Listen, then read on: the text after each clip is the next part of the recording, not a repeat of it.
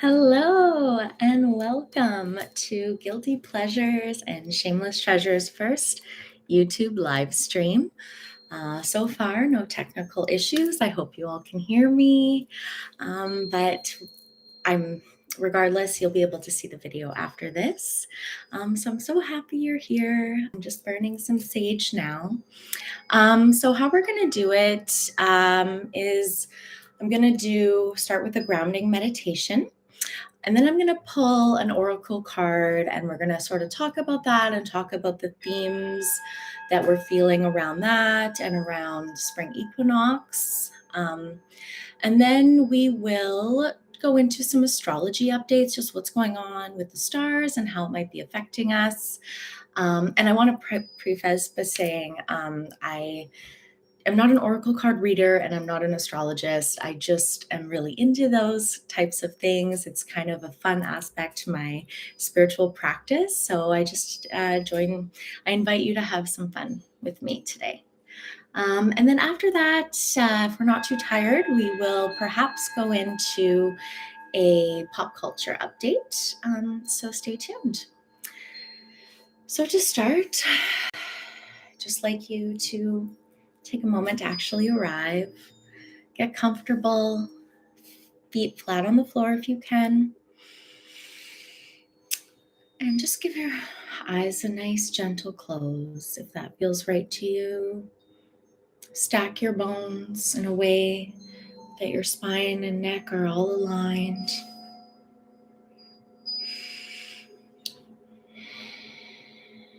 Maybe take 3 cleansing breaths in through the nose and out through the mouth. Now that we're arrived, we'll just start to feel those breaths and whatever feels comfortable for you. Listen to your body.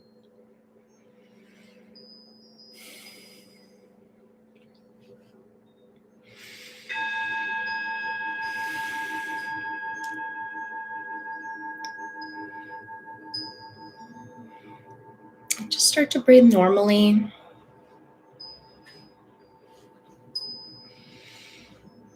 Just noticing the breath coming in through the nose and out through the nose, or in through the nose and out through the mouth. Whatever works best for you.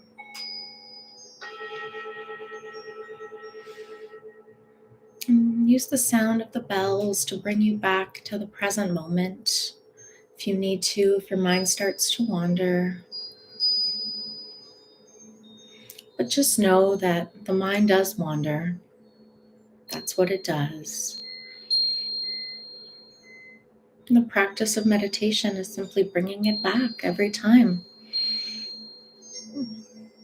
Whether that's 100 times in a 5-minute session.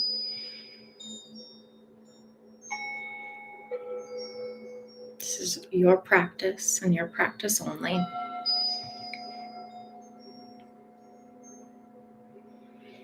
So just continue to breathe. We'll be here for a bit. Wait for my voice for guidance.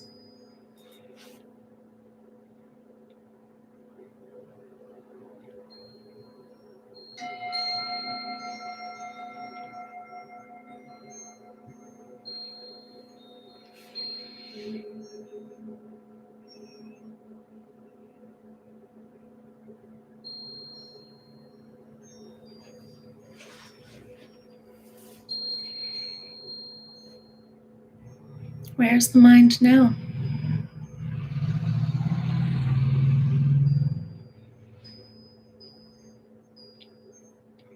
Perhaps paying attention to the noises inside the room or outside the room. Not creating stories around them, just noticing. Maybe noticing the temperature on your skin, any physical sensations. Again, not judging, being kind to yourself, just simply observing.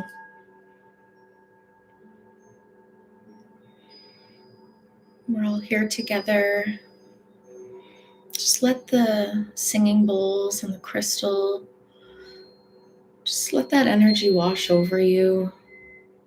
Collective meditation can be extremely healing, energetic wise. So maybe just try to connect to that a little bit.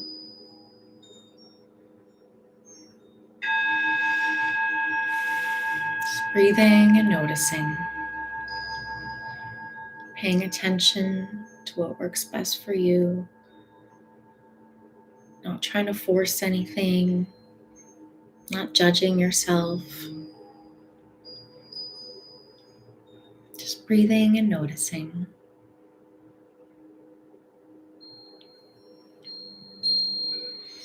If you'd like to scan the body, you can do so.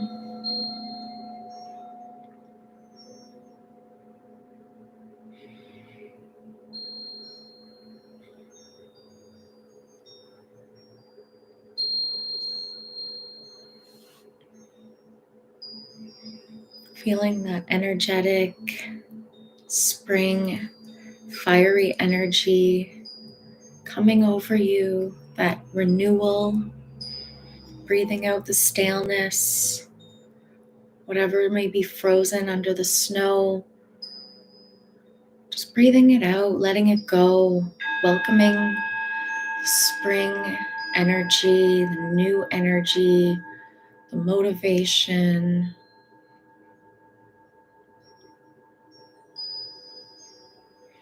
Whatever you want to bring into this new season, this astrological new year.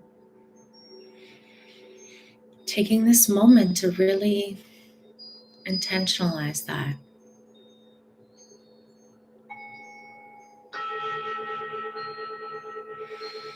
Without getting caught up in the stories, just breathing it in, whatever we want to manifest, and breathing out whatever we're ready to let go of.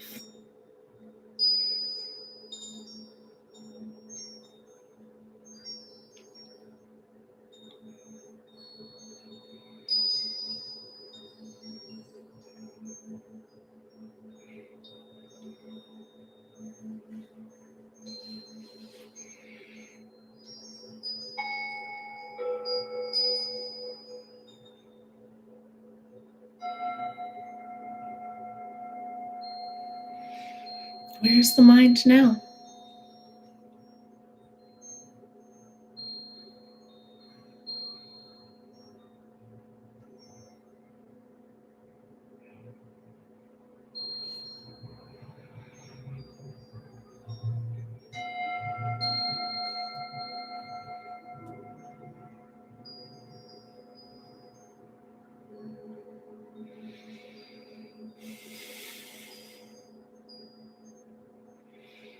Okay.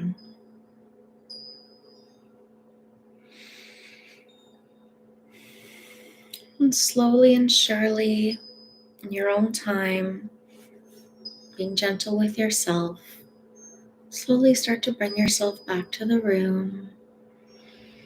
Maybe taking 3 finishing cleansing breaths, wiggling the fingers and toes, listening to the sounds around you. Start to bring yourself back. And I'll give you a moment to transition. Have a sip of tea.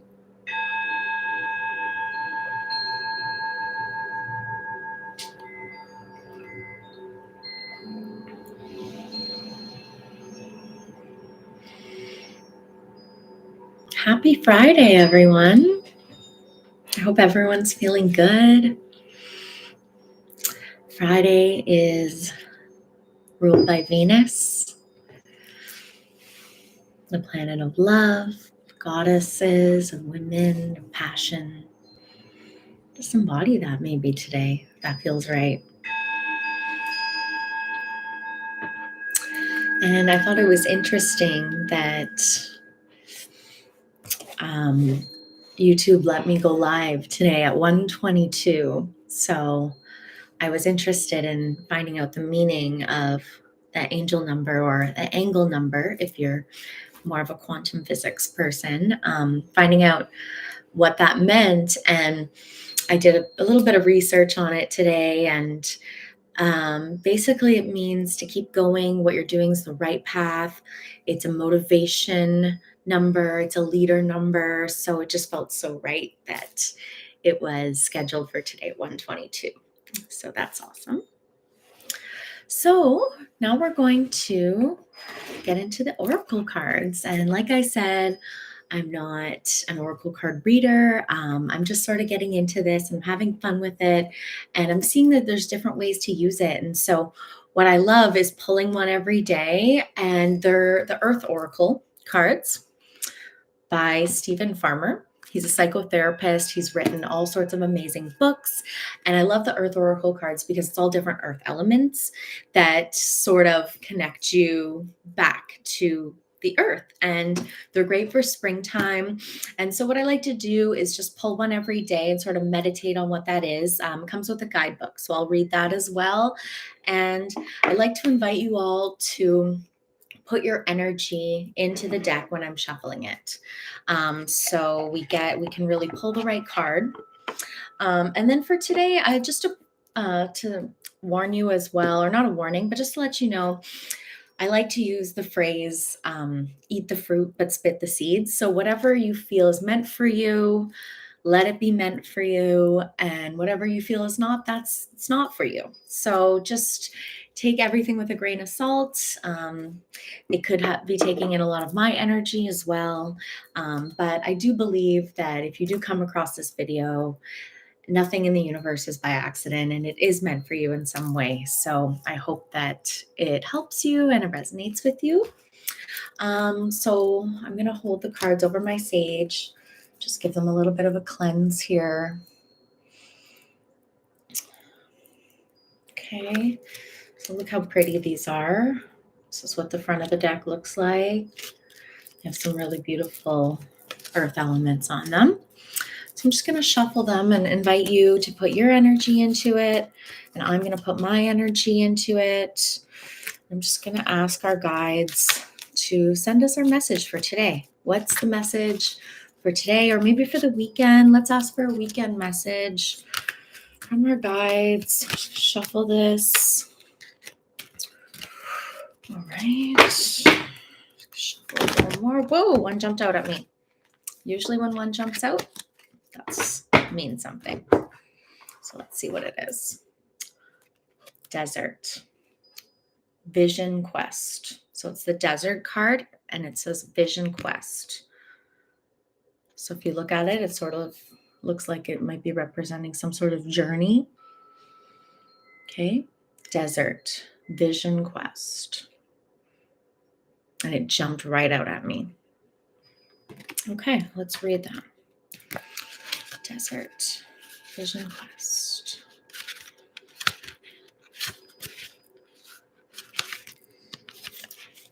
In this arid climate zone that we call desert, images shift and change throughout the day, yet always maintain a sharp and defined presence. Those hardy species of flora and fauna that have found a home in the desert have adapted over eons to the relative harshness that's a strong characteristic of these lands. Throughout history, we've passed down many stories of people wandering the desert. Often they're about religious figures and ascended masters who have journeyed there and returned to their people with remarkable visions. The desert is an ideal place to seek a vision, or more accurately, to allow a vision to come to you. The quiet and peace of such an environment is conducive to the solitude required to have this type of profound experience. Spending time in this region without the usual accoutrements of the civilized world can present survival challenges, or at least seem to. And this could rightfully be called a spirit quest, where through steadiness in this seemingly bleak environment, it becomes possible to receive direct guidance from spirit internally and in the world around you. A vision quest is a process whereby you spend a few days in the wilderness alone, Typically, you carry only water and some sacred items with you, and you spend most of the time praying or meditating. Many who have completed a vision quest assert that it is a powerful and even life changing experience and report vivid and profound revelations. It is said that the desert does not lie. So, partaking in this can help you discover the truth about your purpose, or at least give you some clues. It is time for you to go on a vision quest. Designate a place in nature in which to dwell, whether for a couple hours or a few days. Spend the majority of your time while they are praying and meditating. It is best to be in a location where you can truly find solitude, even if it is in a quiet corner of a park for an afternoon. Wherever you go, take your question, concern, or challenge with you into prayer or meditation. Allow it to float around in your consciousness and watch what shows up. This is one of the most powerful cards. By drawing it, whatever other messages you may have received and amplified will be amplified threefold. Wow. Okay, so I know it's not about me, but I have to say that this card means so much to me right now because I am going on a vision quest. I am going to Vipassana meditation retreat on April 12th for 10 days. And I do 100 hours of meditation while I'm there, which means 10 hours a day of meditation. So that's what I'm doing. And it's crazy that this card just jumped out at me and it says it's powerful. And so all that being said, let's bring it back to the journey. Let's bring it back to any journey. So a lot of people aren't able to take 10 days off work to go to a meditation retreat, and that's fine. But an hour alone, 2 hours alone, a couple days in nature, it doesn't have to cost anything, right? It's connecting. It's not all of the extras. The desert, there's not a lot of vegetation, there's not a lot of extras. There's nothing there but yourself, right? There's really nothing there to distract you but yourself and being and nature, of course, but you don't have to go to this fancy Airbnb. You don't have to do these, elaborate things to connect with yourself. So I encourage you to go on that journey. And what does this vision quest mean to you? What is your question? What are you wanting to find? And I'm not thinking shallow questions. I'm not thinking more money or am I going to get married this year? I'm thinking, what do you really, what's deep in your heart that you need that solitude to even understand is in there?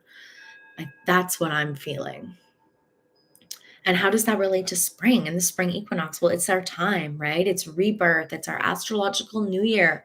We are we have that space now. We can go outside. I mean, right now, if you go outside, you'll see a bud turn into a leaf like that, right? That's magical, and that's just connecting to that part of yourself and to nature, and seeing how now we're in spring, we're at the beginning of this new cycle, or even if you think at the end of a cycle, and that's how our life works, and those questions that we have and those things that we're searching for, it's all a cycle. And just going out and taking that time to have that journey right now, when it's so beautiful and amazing to just be out in nature. Vision quest. That's why you're here today, maybe. Vision quest. Take that time. Okay. Okay. So what's going on right now astrologically? We had just a new moon in Aries. So I'm an Aries, I'm a sun in Aries. My birthday's April 12th. So it was a lot, but for me at first, it was a bit of a slow start. I was like still feeling really, and I was feeling really sluggish. And I think that had to do a lot with, first of all, Pisces season ending. It's heavy for everyone. Pisces is the last of the zodiac, so it carries all the karma of all the other zodiacs, and it's heavy. So it was a slow start, but I feel like I'm here now. I'm doing some of the intentions that I set for myself at the beginning. And it's because it was also the beginning of the astrological new year with the new moon in Aries, intention setting is so powerful. So setting intentions right now is so important. Um, and then that Aries energy. So independence, courage, strength, that cardinal fire, really strong fire energy, but also, childlike energy. It's the first of the zodiac, so it's the most childlike of the zodiac. And so that comes with sometimes children behave and sometimes they misbehave. Sometimes they do things for attention. And that's kind of an Aries sometimes, and the impulsivity, right? So watching out for those types of things. And then Aries is ruled by Mars, and Mars just entered Cancer, and Mars has that fight energy, that again, that childlike energy, but really fight energy. And he just moved into Mars, and Mars is that watery fixed water sign that's really emotional and sensitive, and so they don't. It's not necessarily the best mixture. He doesn't necessarily like to be in Cancer. So he's assertive. It's an uphill battle for him. He moves into the sensitive sign of Cancer. He's the warrior planet, so he's acting on instincts. So it's important right now you'll have a lot of passion. There'll be a lot of passion there because you've got all the sensitivity of the watery Cancer, plus that passion of Mars that's ruled by Aries. So it's great for that, but just be careful. Maybe take a step back. Don't be impulsive necessarily with your emotions, is what I would get from it. And it's something that I've noticed in myself, which is why I'm bringing it up. Also, there was a huge, I'm just gonna have a sip of water here, guys, sorry. There was a huge shift, which was Pluto moving into Aquarius. So Pluto is the planet of destruction, death, and rebirth. So it's moving out of Capricorn, which is that father energy, and it's moving into the intelligent Aries sign of Aquarius. And the last time that Pluto was in Aquarius was in 1778 to 1798. So it took 248 years to come back. So it's definitely once in a lifetime for all of us.